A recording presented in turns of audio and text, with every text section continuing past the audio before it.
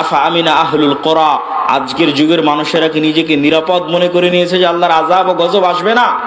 যদি নিরাপদ মনে করে নিয়ে থাকে তাহলে তারা যেন তাদের ভুলকে সংশোধন করে নেয়। আল্লাহর আযাব এবং গজব যে কোনো মুহূর্তে আসতে পারে, যে কোনো সময় আসতে পারে। আমরা যে কোনো মুহূর্তে আল্লাহর আযাব এবং গজবের শিকার হতে পারি। যে অশ্লীলতা, যেই বেহায়াপনায় লূত আলাইহিস সালাতু ওয়াস সালামের কওম ধ্বংস হয়েছিল, ওই বেহায়াপনা, ওই অশ্লীলতাও বাংলাদেশে ঢুকানোর চেষ্টা করতেছে শয়তানের দোসরেরা।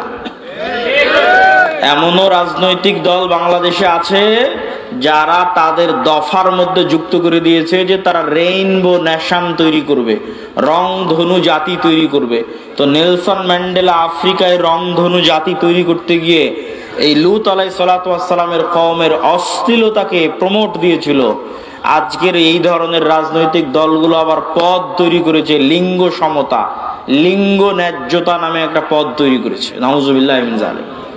এর প্রত্যেকটার পিছনের উদ্দেশ্য হচ্ছে ইবলিসের যে স্কিম আছে, শয়তানের যে পদক্ষেপ আছে সেটা বাস্তবায়ন করা। তবে হ্যাঁ, তাদের জন্য অনেক বড় ধাক্কা, এই সমস্ত শয়তানের অনুসারীদের জন্য অনেক বড় ধাক্কা যে তাদের আব্বার দেশে তাদের বিরোধী লোক চলে এসেছে। তার মানে তাদের সবগুলোর আব্বা হচ্ছে আমেরিকা। আর আমেরিকার নতুন প্রেসিডেন্ট ডোনাল্ড ট্রাম্পের প্রথম আদেশ যে পৃথিবীতে তৃতীয় লিঙ্গ বলে কিছু নাই, লিঙ্গ দুইটাই, নারী আর পুরুষ। আমেরিকার জন্য ডোনাল্ড ট্রাম্পের প্রথম আদেশ। তো এত ভয়ঙ্কর আদেশ হওয়ার কারণ, এটার প্রেক্ষাপটও আপনাদের জানা থাকা উচিত। এই সমস্ত যে রাজনৈতিক দলগুলো আছে এদেরকে উত্তর দেওয়ার জন্য জানা থাকা উচিত। সেটা হচ্ছে ইলন মাস্ক। ইলন মাস্কের নিজের সন্তান তার বাপকে বলছে, ইলন মাস্কের নিজের সন্তান তার বাপকে বলছে, আমাকে যদি অপারেশন করে ছেলে থেকে মেয়েতে রূপান্তর না করা হয় আমি আত্মহত্যা করবো। নাউজুবিল্লাহি মিন যালিক। ইলন মাস্ক ছেলের জীবন বাঁচাতে অপারেশনের অনুমতি দেয় আর দুনিয়ার মানুষকে বলে যে আমার ছেলে মারা গেছে, এবং তখন থেকে সিদ্ধান্ত নেয় যে এই শয়তানের এজেন্ডা আমেরিকায় উৎখাত করে ছাড়বে সে। এই যে ক্ষোভ, তার যে কষ্ট, যে সন্তান বাপের সামনে যদি এই ধরনের কথা বলে বাপের কি রকমের কষ্ট হতে পারে, এটার নাম দিয়েছে Elon Musk virus, woke virus. ওই রাগে ওই ক্ষোভে টুইটার ক্রয় করে নেয়, আর ওই রাগে ওই ক্ষোভে রাজনীতিতে যোগ দেয় এবং ডোনাল্ড ট্রাম্পের সাথে যুক্ত হয়। এই জন্য ডোনাল্ড ট্রাম্প ক্ষমতায় এসে প্রথম অধ্যাদেশ জারি করেছে, কোনো তৃতীয় লিঙ্গ বলে কিছু নাই, হয় নারী আর পুরুষ, আর বাইরে আর কিছু নাই, কোনো ট্রান্সজেন্ডার নাই, কিচ্ছু নাই।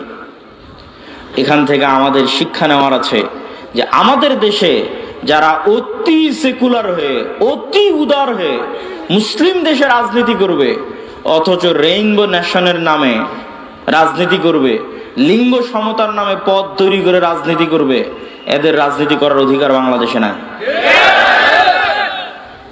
আমি ওই দলকে নাম না নিয়ে উদাত্ত আহ্বান জানাবো যে বাংলাদেশের মানুষের মনোভাব, বাংলাদেশের মানুষের সামাজিক মূল্যবোধ বোঝার চেষ্টা করতে হবে। আল্লাহর চেয়ে শক্তিশালী কেউ নয়। আদ সামুদ জাতি ধ্বংস হয়ে গেছে, নূহ আলাইহিস সালাতু ওয়াস সালামের কওম, লূত আলাইহিস সালাতু ওয়াস সালামের কওম ধ্বংস হয়ে গেছে।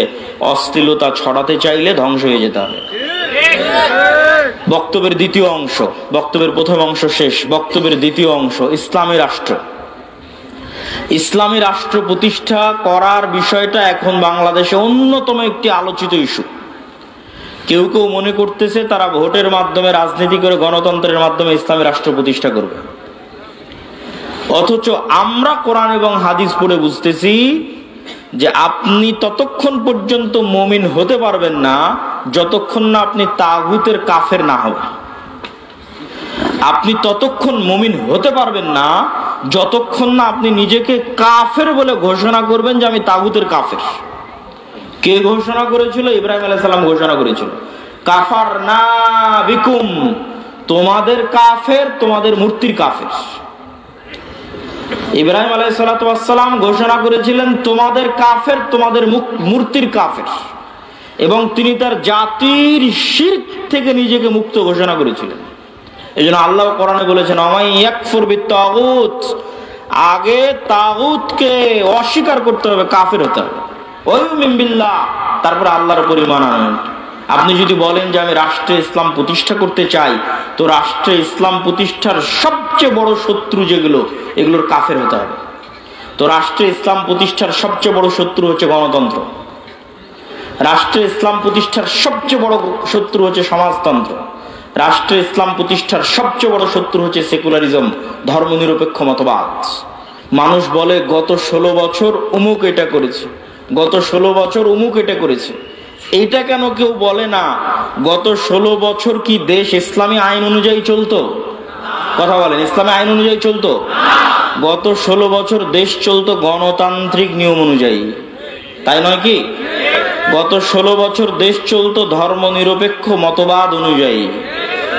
তাহলে গত 16 বছরে আয়নাঘর কোনো ব্যক্তি তৈরি করেনি, গণতন্ত্র নিজে তৈরি করেছে। গত 16 বছর হাজারো লক্ষ মানুষকে গুম কোনো ব্যক্তি করেনি, ধর্মনিরপেক্ষ মতবাদ নিজে খুন এবং গুম করেছে। কিন্তু এইটা মুসলমানদের বুঝতে দেওয়া হয় না। মুসলমানদের সামনে একটা মূলা ঝুলিয়ে দেওয়া হয়, যখনই সিস্টেম কাজ করে না তখন ওই সিস্টেমের যে প্রধান থাকে ওর উপর রাগ উঠিয়ে দেওয়া হয়, তারপরে প্রধান যখন সরে যায় রাগ শেষ, সিস্টেম তো ওটাই আছে। আপনাকে বুঝতে হবে যে গুণ খুম আয়নাঘর সিস্টেম তৈরি করেছে, গণতান্ত্রিক সিস্টেম তৈরি করেছে, সেকুলার সিস্টেম তৈরি করেছে।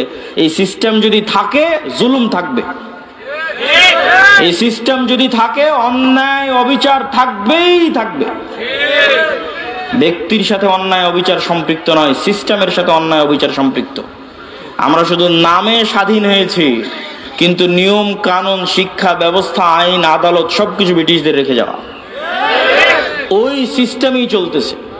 ব্রিটিশ আর্মিতে যে আইন ছিল ওই আইন পাকিস্তান আর্মিতে, পাকিস্তান আর্মিতে ওই আইন ইন্ডিয়ান আর্মিতে, ইন্ডিয়ান আর্মির আইন পাকিস্তান আর্মিতে, পাকিস্তান আর্মির আইন বাংলাদেশ আর্মিতে, সব জায়গায় ব্রিটিশ আইন চলতেছে।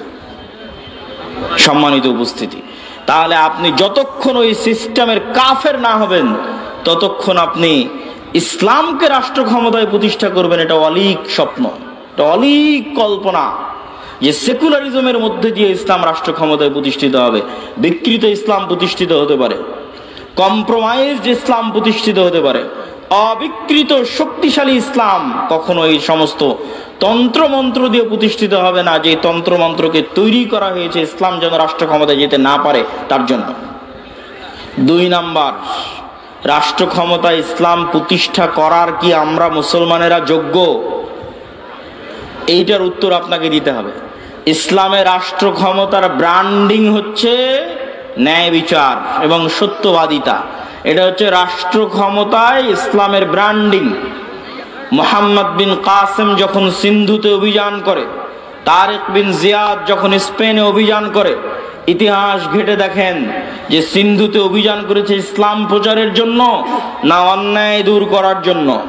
স্পেনে অভিযান করেছে, সিন্ধুতে অভিযান করেছে ইসলাম প্রচারের জন্য না অন্যায় দূর করার জন্য? ইতিহাস ঘেটে দেখবেন যে প্রত্যেকটা আক্রমণাত্মক যুদ্ধ হয়েছে ওই অঞ্চলের অত্যাচারিত মাজলুম মানুষকে মুক্তি দিয়ে তাদের মধ্যে ন্যায় প্রতিষ্ঠা করার জন্য। এমনকি বাংলাদেশে ইখতিয়ার উদ্দিন মোহাম্মদ বিন বখতিয়ার খিলজি থেকে শুরু করে শাহজালাল থেকে শুরু করে যারাই বাংলাদেশে অভিযান পরিচালনা করেছে তাদের প্রত্যেকের উদ্দেশ্য ছিল বাংলাদেশের মানুষকে জুলম থেকে মুক্তি দেওয়া। এই একই কথা রাসূলুল্লাহ সাল্লাল্লাহু আলাইহি ওয়াসাল্লাম ঈসা আলাইহিস সালাতু ওয়াস সালামের ক্ষেত্রে বলে গেছেন যে ঈসা আলাইহিস সালাম যখন রাষ্ট্রনেতা হবেন তখন হাকামান মুকসিতা, সারা পৃথিবীতে ন্যায় বিচার প্রতিষ্ঠা করবেন। এটা হচ্ছে ইসলামের ব্র্যান্ডিং, যে ইসলাম রাষ্ট্র ক্ষমতায় গেলে ন্যায় বিচার প্রতিষ্ঠা হবে। তাহলে প্রশ্ন হচ্ছে, মুসলমান যদি নিজে ন্যায়পরায়ণ না হয় কিভাবে সে রাষ্ট্র ক্ষমতায় ন্যায় বিচার প্রতিষ্ঠা করবে? আপনাকে আমি আরো উদাহরণ দিয়ে বুঝাই, এখানে আপনারা উপস্থিত আছেন, উদাহরণগুলো বুঝবেন। বাবা মারা গেছে, বোন বাবার সম্পত্তিতে যা সম্পদ পাবে আপনি ন্যায়ের সাথে সেটি বুঝিয়ে দিয়েছেন কিনা?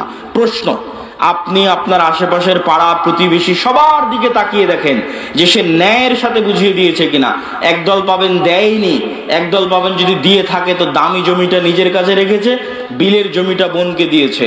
তাহলে এই যে ব্যক্তি যে সামান্য তার পরিবারে তার বোনের উপর ন্যায় প্রতিষ্ঠা করতে পারলো না, ওই ব্যক্তিকে যদি রাষ্ট্র ক্ষমতা দেওয়া হয় তাহলে গত 16 বছর যা দুর্নীতি হয়েছে তার চেয়ে বেশি দুর্নীতি।